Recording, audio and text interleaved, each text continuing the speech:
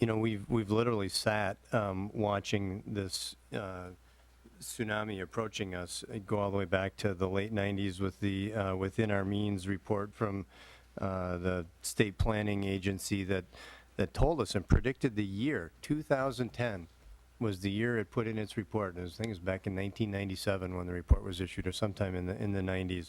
2010. And this was irrespective of economic conditions. It was based on just demography. And so we've known this has been coming for a long time. My observation of the legislature before I got down here and the 2 years that I was here is that we didn't do anything and we put it all off.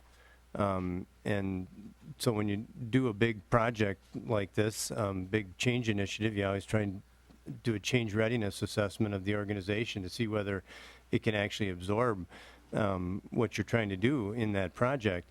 And I wouldn't disagree with you. I think we have a change readiness challenge in the executive branch agencies, but to call this big change, I mean, I don't think this is really big change over a 2-year period in terms of my own experience and things that we've had to do in other places.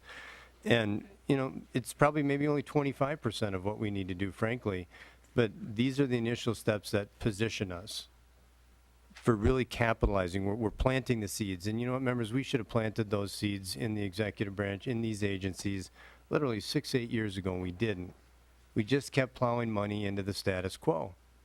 And frankly, that's what the governor's proposed budget proposal is, plowing more money into the status quo.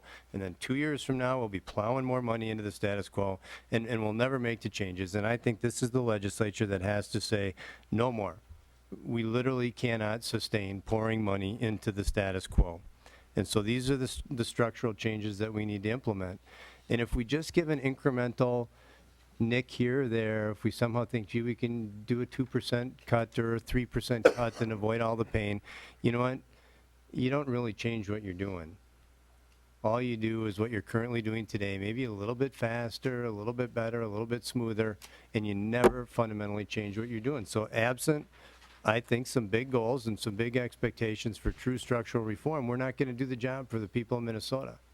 And this is just the start. This is just positioning us to do the real work in the out years. So I think this is a responsible, it's not bite-sized, certainly. It's a big bite of change and structural reform, but it's just positioning us for the real action here that comes down the road. So I applaud the chairman for building what I think is a responsible proposal and a set of goals that are not going to crush the organization, but really position us for the structural reform that we need.